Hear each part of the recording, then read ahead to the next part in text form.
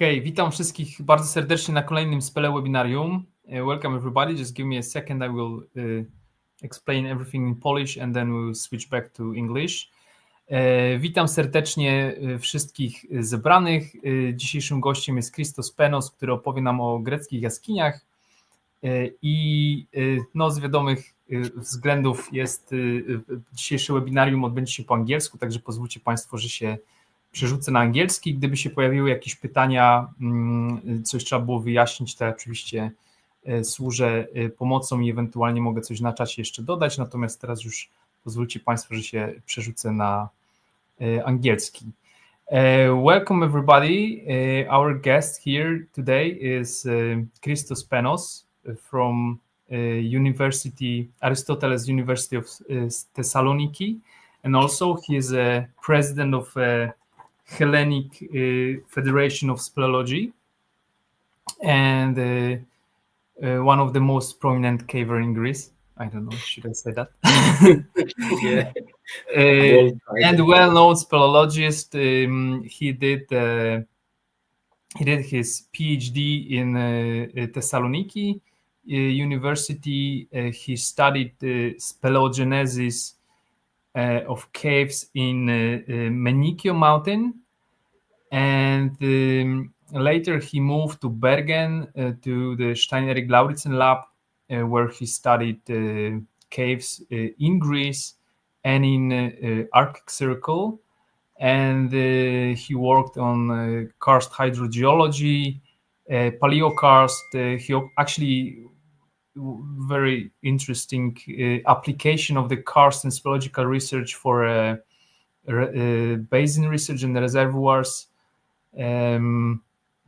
But of course, by heart, he was always a speleologist, like the classic one. And so today he will tell us more about his research and exploration in Maaras Cave in Eastern Macedonia. And yeah, okay. And of course, on the right side you can see the chat. So if you have any questions after the talk, I will pass the question and Christos will answer them. So okay, Christos, welcome, thank you, and the floor is yours. Yeah, thanks for having me, Jacek. Just to say that Jacek was here like a few days ago. He just came back. So we had, in the beginning, we had this idea that we will make the presentation while he was here in Greece. But yeah, for timing reasons, we decided to do it now. So I will start my presentation. I will share my screen now.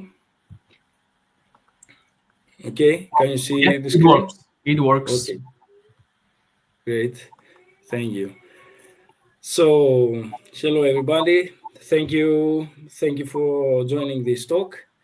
I'm Christos Penos. As Jacek said, I'm working here at the University of Aristotle University of Thessaloniki here in Greece. And the past couple of years, I'm involved in the federation. I'm the head of the bureau of the Hellenic Federation of Speleology. Today, I'm going to talk about the longest cave in Greece, Maaras Cave, and what is the story behind the cave. So what are the information that this cave can give us about the landscape evolution and so on. So for those that they don't have this or they are not interested in this science background, it might be a little bit boring, but I promise you that I will present some nice pictures, so bear with me. So yeah, here is the flyer of this webinar. And before I begin my presentation, I just want to say that we know everything about this cave, like the cave was explored, and the inspiration that drove me to this cave was this guy, Pascal Reilly. He's a French caver, hydrogeologist. He firstly came to Greece sometime in 1978 after the Junta regime fell.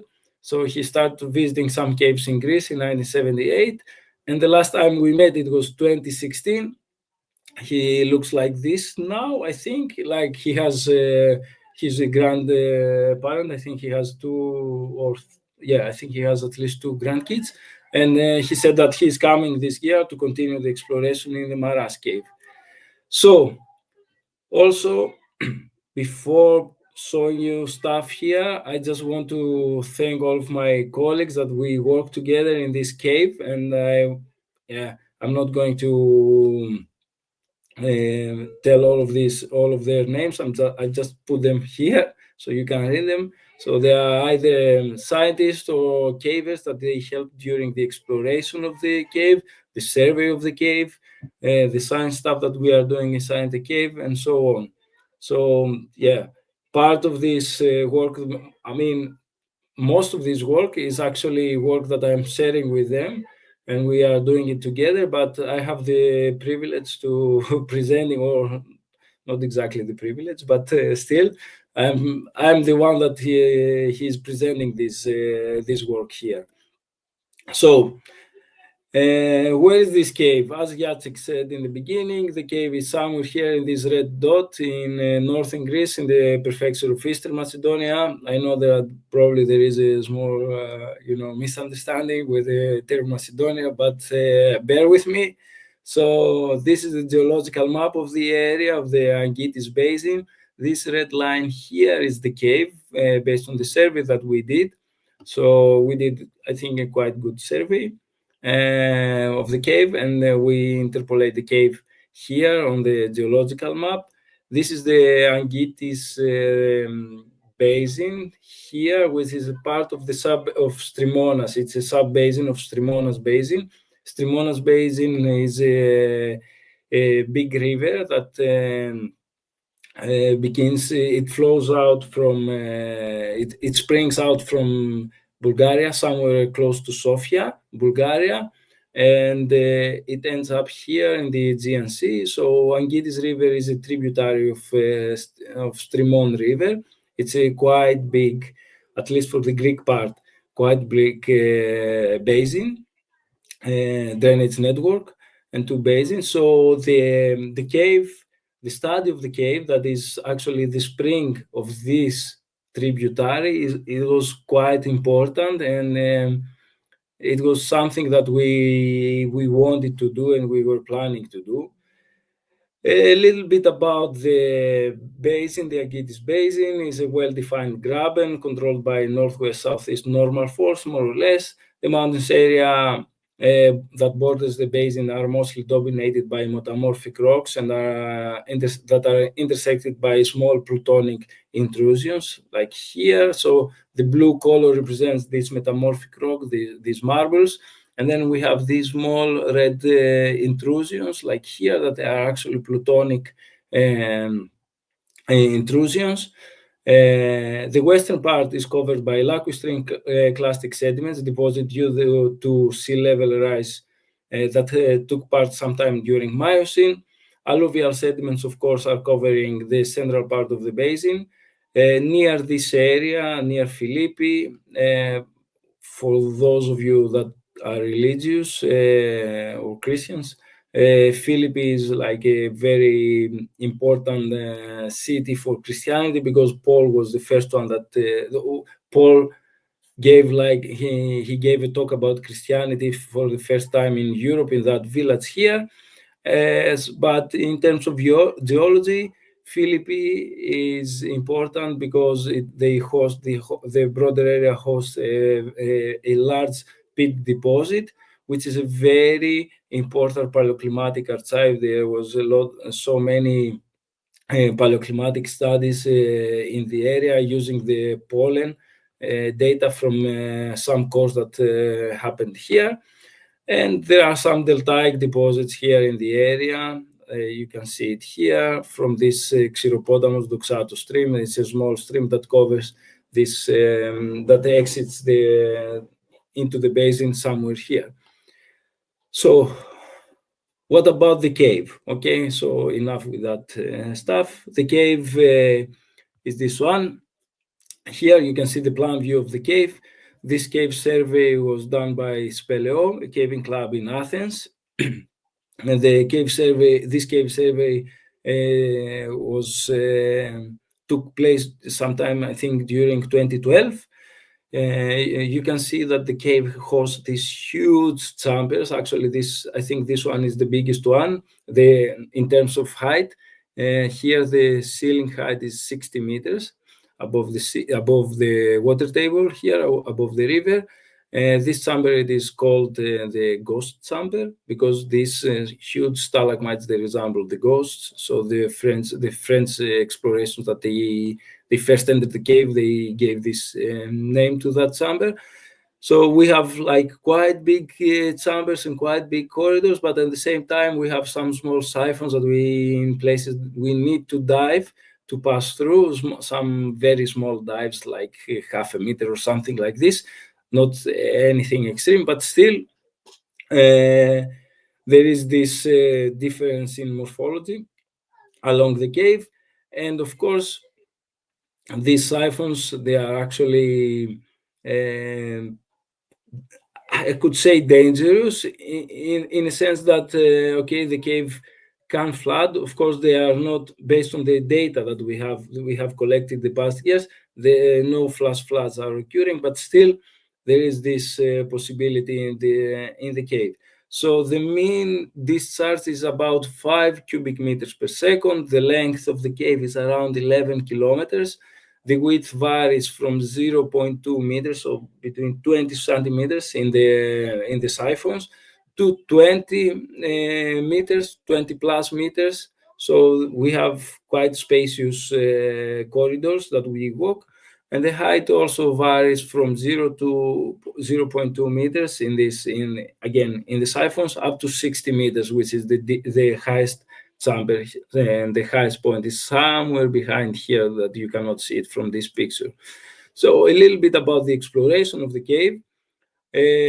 Most of the exploration has happened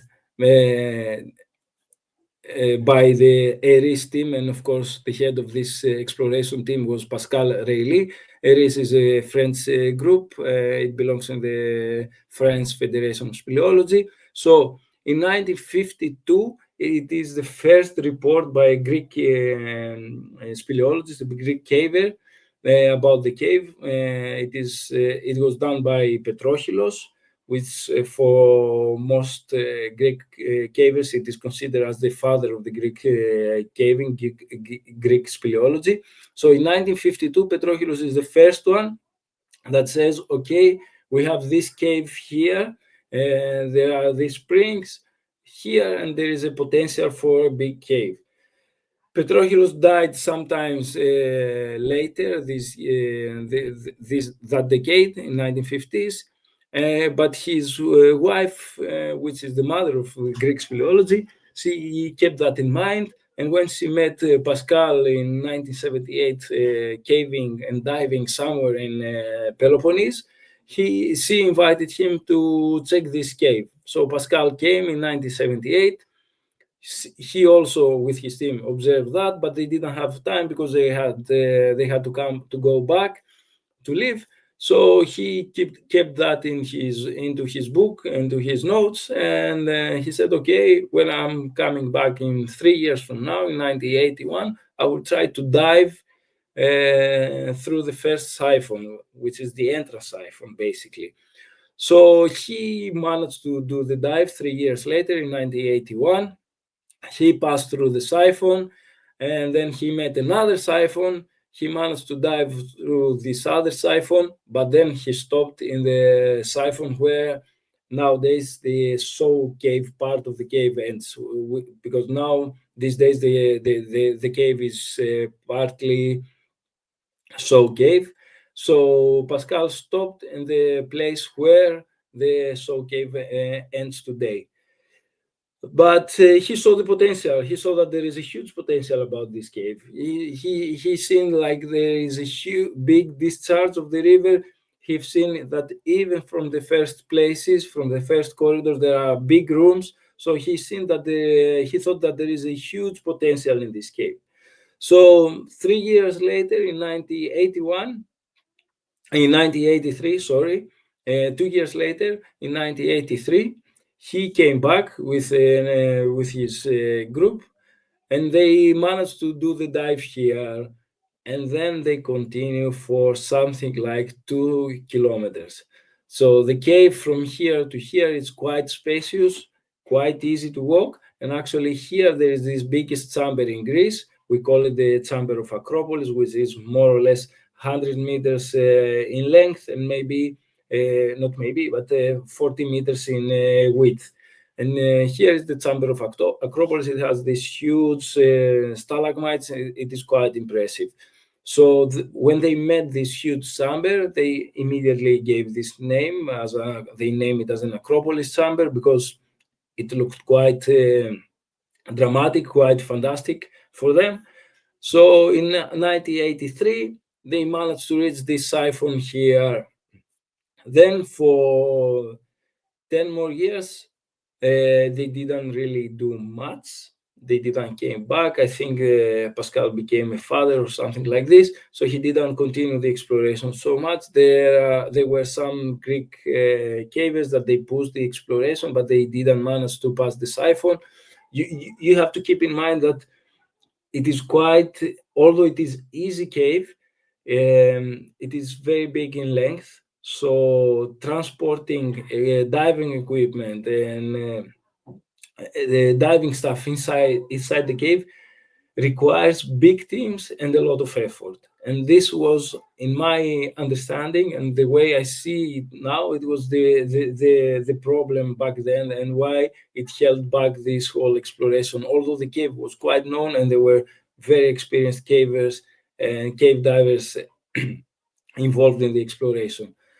In 1992, the municipality, the local municipality, they decided that they should open a tunnel in the because they had these plans to make the cave partly show cave. So in 1992, they opened a tunnel. The tunnel is coming here, so they managed to bypass the first siphon, and then they actually made some explosions here. They destroyed this siphon. They opened up this siphon, which is actually now not a problem to pass by because it is also artificial, and that made the work of this siphon, I meant siphon 3, and that made this whole work for the cave divers quite easy.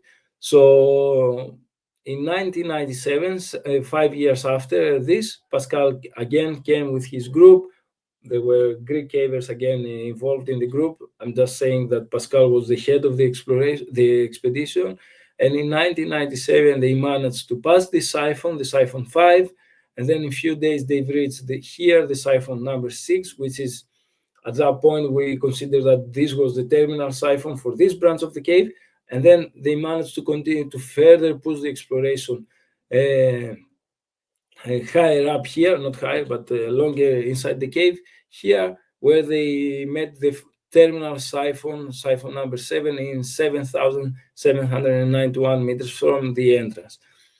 There is still quite a bit of effort here because there are some fallen blocks, some collapses, some debris inside this siphon. But although like 2 years ago there was an effort by some Greek divers, we moved a lot of these blocks. They didn't manage to find any continuation in this siphon. So basically, we believe that this is the end of this part of the cave. So 1997, we stopped here and here. But then in 2002, with the involvement of very competent Greek cavers from the Speleo Club, they managed to pass this siphon as well. And then they reached 2 more siphons. They managed to pass 2 more siphons along the way. This part is quite nasty and quite difficult to walk in because it is really slippery. It has very pointy rocks and so on. So it's not very easy and not very pleasant to walk here if you are carrying like diving equipment, heavy equipment. But still, the group managed to reach the siphon number 9 here. So they managed to pass these 2 siphons, and they stop on the third one in more or less 7,700 meters again from the entrance. So that was this whole exploration timeline, and how the exploration happened here very gradually, and I think it happened quite slowly on the based on the rates that we are used to nowadays, because like nowadays everything is way easier. You should think that this whole exploration happened carrying carbide lamps and using carbide lamps and these flashlights that they are using, like these big batteries. So there was a lot of equipment to be brought inside the cave. So again, another picture from the cave, just to show you like this, the beauty of this cave and how big these chambers are. You can see the cavers here for scale. Again, it's from this the ghost chamber. But then at the same time, I just want to share like a small video from the one of the siphons. This is in very low conditions, water level, low level conditions. So it is quite easy to pass through the siphon. The water here in the cave is relatively warm, or I mean, warm for Polish standards, cold for Greek standards. Usually, it is around 13 degrees, so it is okay. You feel comfortable with these neoprene suits. Of course, during spring, if there are low flow conditions, then the water is quite cold. It can go down to 4 degrees. And this is happening because all of the snow melt from the surrounding mountains is passing through the caves. So now we'll just move a little bit to the science part. So what we did here, what was the driver for this cave, to study this cave, was to study, of course, the water, the hydrogeology of the cave, and to check the water, to check what is happening with the water table and how the water table is reacting to changes in temperature, precipitation, and so on. So the first years, they were quite disappointing, because we tried to develop some handmade loggers, data loggers, that they will be logging water level fluctuations, temperature inside the cave, and so on. So the data was they were okay, but we had problems. The loggers were destroyed by the water. By one logger, we were never able to recover it, because it was flushed away during a flood of the cave. Although we were quite sure that we left them in a very safe place, 5 meters above the water table, but still. When we returned back after spring in the cave, the logger wasn't there, because the cave had flooded, and yeah, we missed them. We missed it. In 2018, we managed to secure funding from UIs, from the International Union of Speleology, very small funding, to begin with logging temperature, water temperature inside the cave. So with this small funding, we managed to acquire a few data loggers, like these ones that you can see here, tiny tag, and we placed them inside the cave. Of course, during the years, we managed to get more funding, and managed to use some of the funding that we had for other scientific projects, and we managed to install actually a very lengthy and a very high resolution, in my opinion, network of data loggers inside the cave. At this point, we have more than 11 data loggers that they are logging temperature and of the water temperature and air temperature, and then we have 5 loggers that they are logging water level fluctuations. So this was like the driving idea about the why to study the cave and why to deal with this cave, this lengthy cave. Of course, as a caver, we are very fun to going into caves, and we enjoy going into this cave a lot.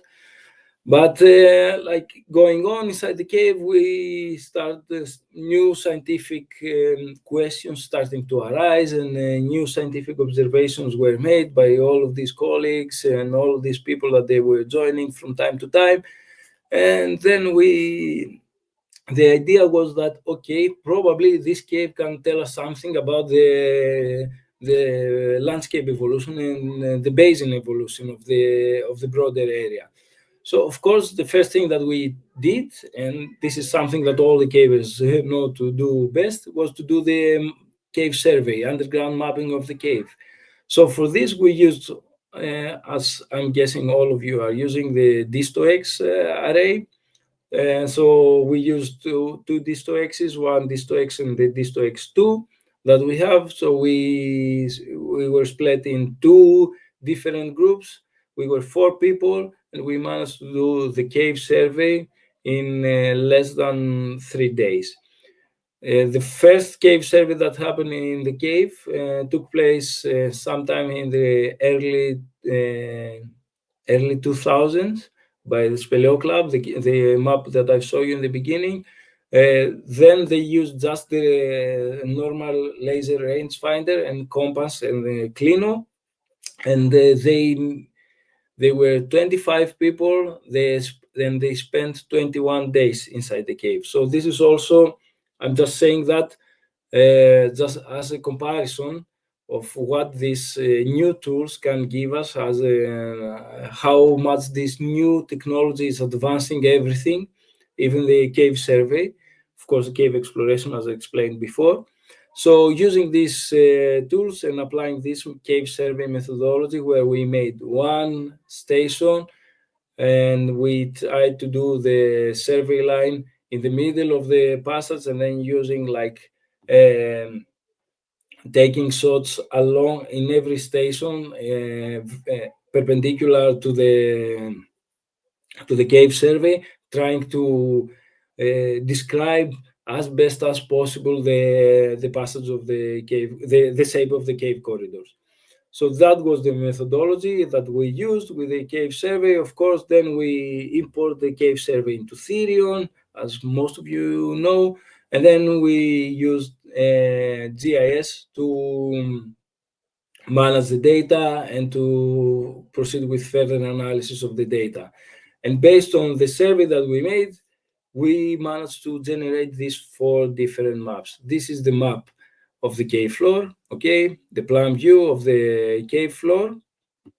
Keep in mind that we have a lot of data describing the walls and the ceiling of the cave, but we managed to leave out of discard this data and only use the cave floor data to have this plan view of the map of the cave.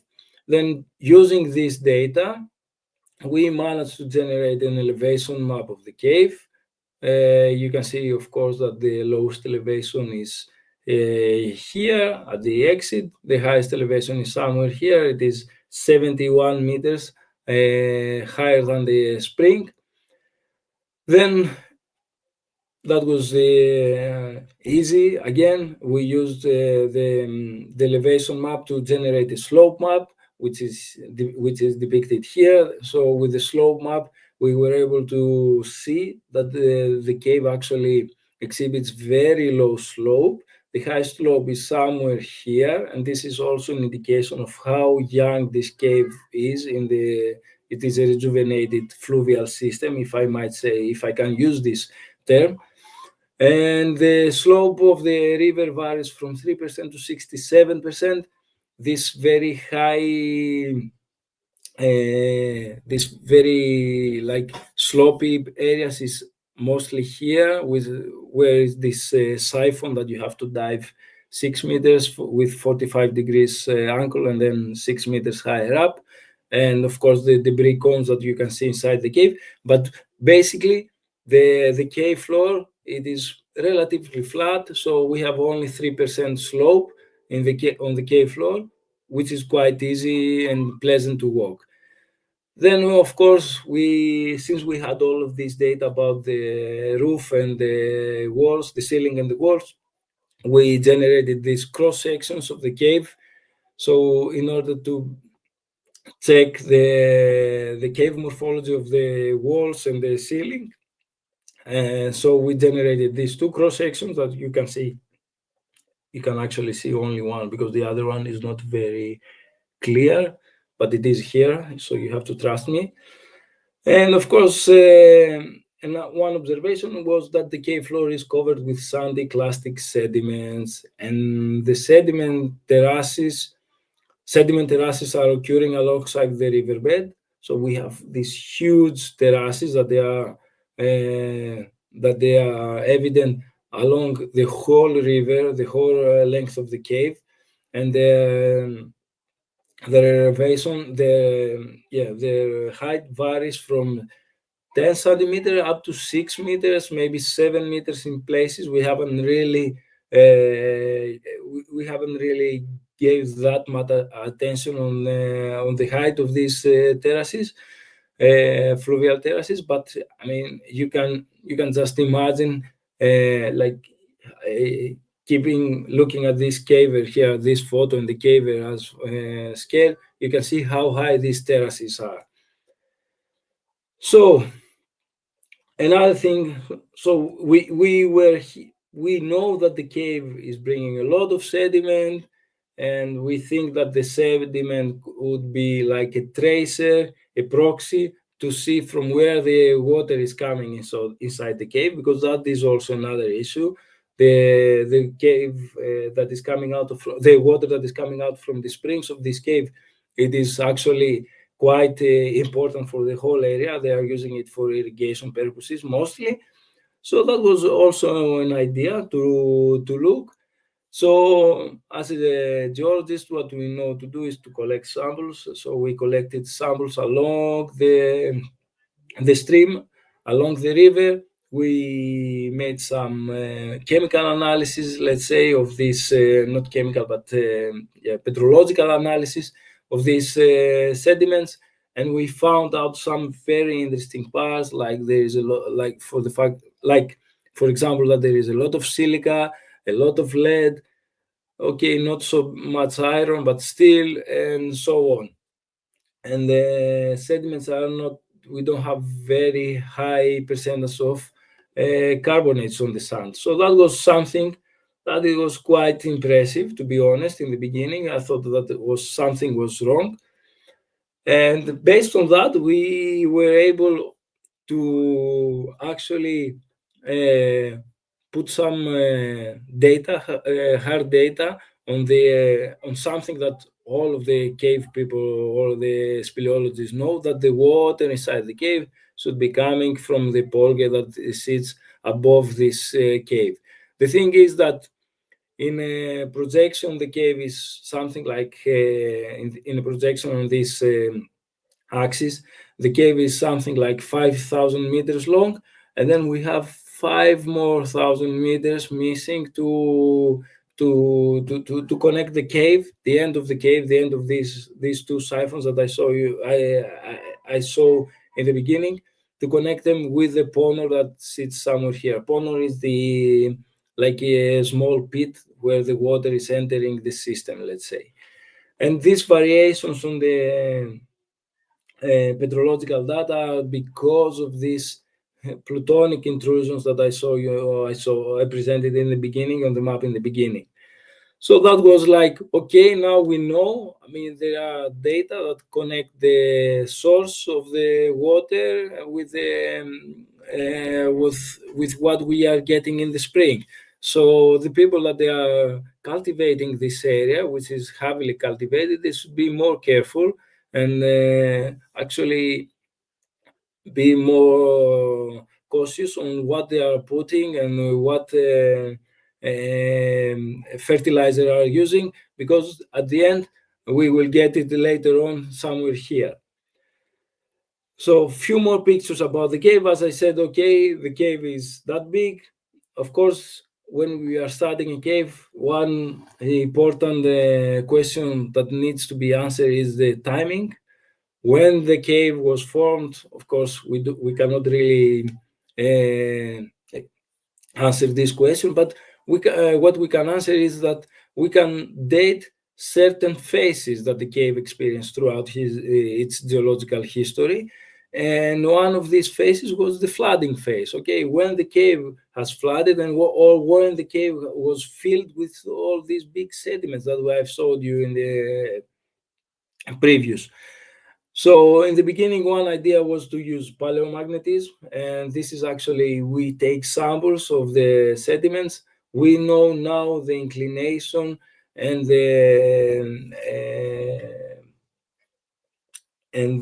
sorry, I forgot the English word on the. Anyways, we know the characteristics of the magnetic field, of nowadays magnetic field, and we are taking orientated samples like this. We are using them we are taking these samples in the lab. We orientate them correctly, and we are trying to find what was the orientation of the magnetic field when this sediment was deposited in the area.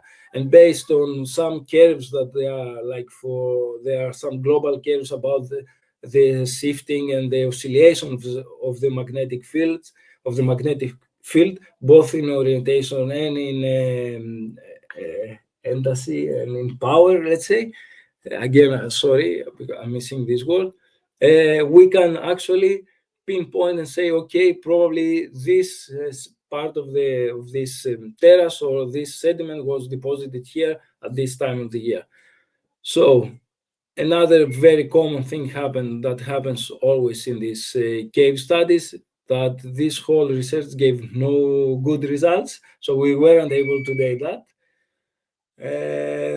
But then we didn't lose our hope and our faith, and we continued doing something else.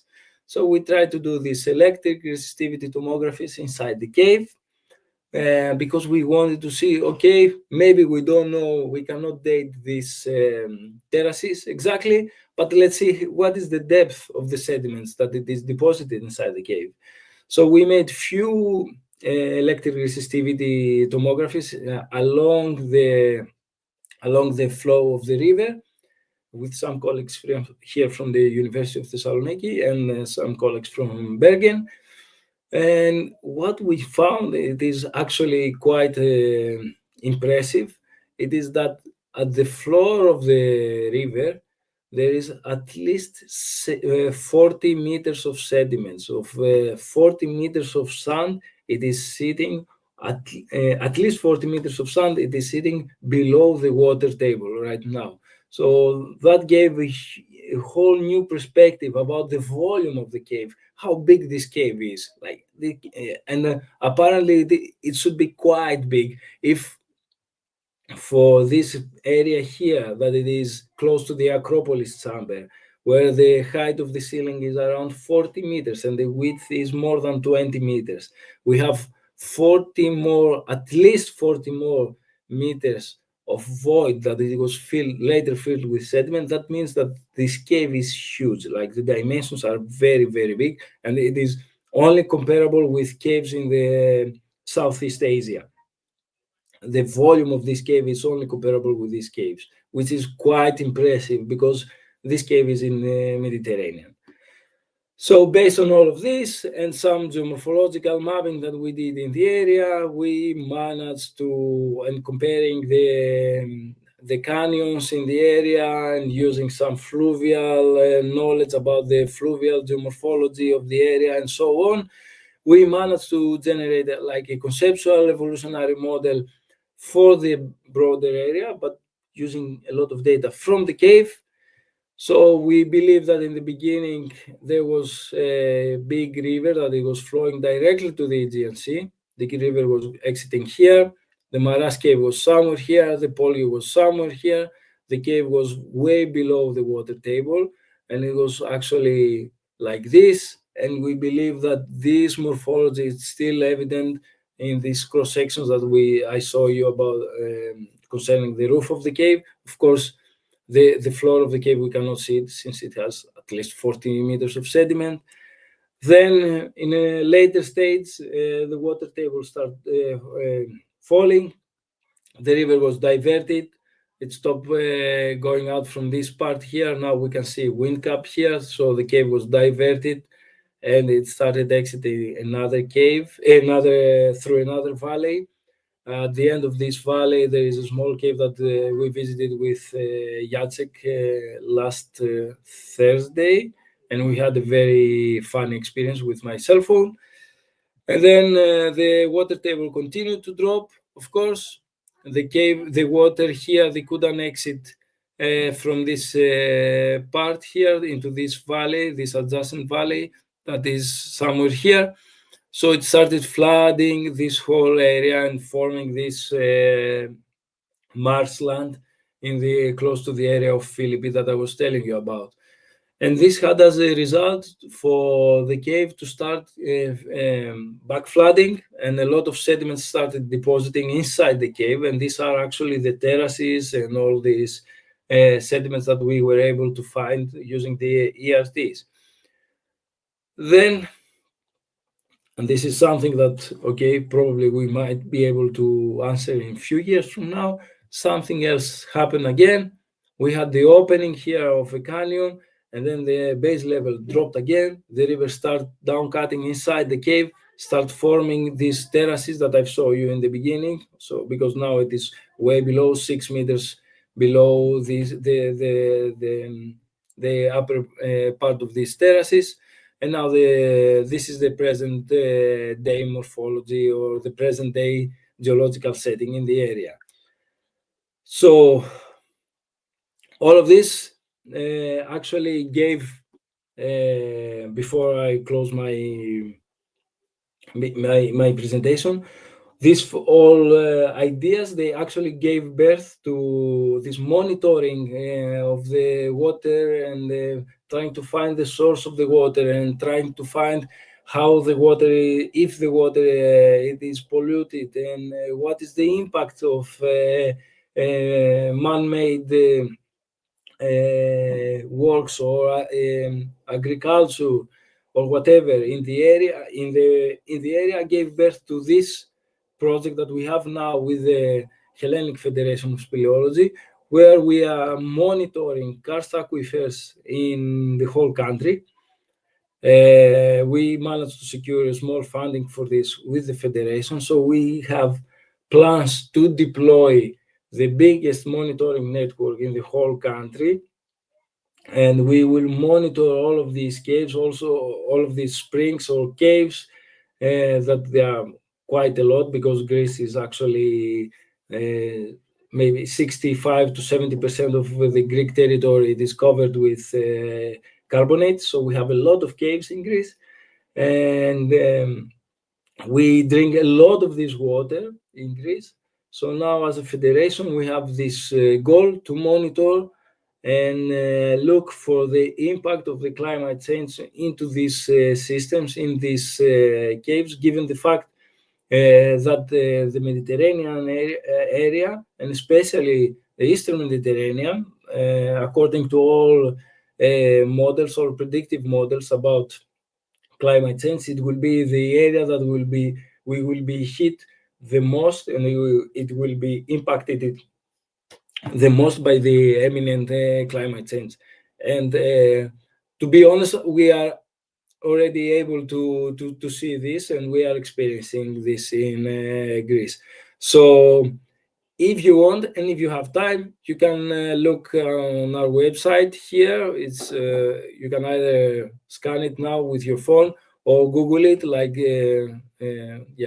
www.fhs.gr. It's in Greek, but of course you can use Google Translate and follow our whatever we are doing there. Here is also the website of my caving club, which is here in Thessaloniki. And if you ever want to visit Thessaloniki, northern Greece, or the caves here in northern Greece, you can come in contact with the cave either through our website or through our Facebook. And this is it. Thank you. and I hope it wasn't so boring, and I hope you like the pictures. Thank you very much, Christos. Thank you Yep. very much for taking us to this warm cave, which we are not used to in this part of Europe. Yeah, so if there are any questions, that would be the time to ask, so I can pass. So yeah, you already told about the plans, about Our the plan. oh yeah, there is a question. So Jan asked about are there any ponors sinkholes in the poly above the cave? Have you tried to look for the connection with the underground river in the cave between the Yeah, okay. Of course, this is something that we were trying to do from quite early, let's say. There are 3 or 4 ponors that they are easily accessible, but again, they stop like they are clogged and they are closing up because due to debris after 3 meters. So we managed to dig one down to 5 meters, but then it was like, yeah, I don't know, it didn't worth the effort that much. It didn't look so prominent because the sediment is quite fine sediment, fine material. So I think they are totally clogged. There are only small passages. The other thing that we were trying to do is to find a connection from above the cave, but the thickness of the bedrock above the cave, it reaches up to 1,000 meters. There is a pit there. We descended the pit, and the pit is 120 meters deep. It doesn't continue more. There is a huge collapse at the bottom of the pit, so there might be a possibility, but at the same time, in terms of logistics, I think it is impossible to start digging at the bottom of that pit. But I'm guessing that the potential even for looking for caves above this big cave, it is quite big. So yeah, thank you. So I think that what you show at the end that you actually involved, you as a scientist involved the federation, which are mostly like cavers who are, it's like a hobby for people to do at weekends, and you yeah, actually managed to involve the whole federation to run the monitoring in caves all around the country is really impressive. And yeah, but that's also the actually all of the speleological cavers, societies, all speleological of communities, this kind of, yeah. all of the cavers that are involved in this project, they are actually very, very interested, and I mean they are very willing to do stuff that not many scientists can do, and they are very willing to spend their time inside these caves just to collect data. There is one cave that needs at least 1 hour of hiking just to reach the entrance of the cave, and we actually plan, because we haven't really started with this, with the sampling, water sampling from this cave, but still we have volunteers, like a whole club will actually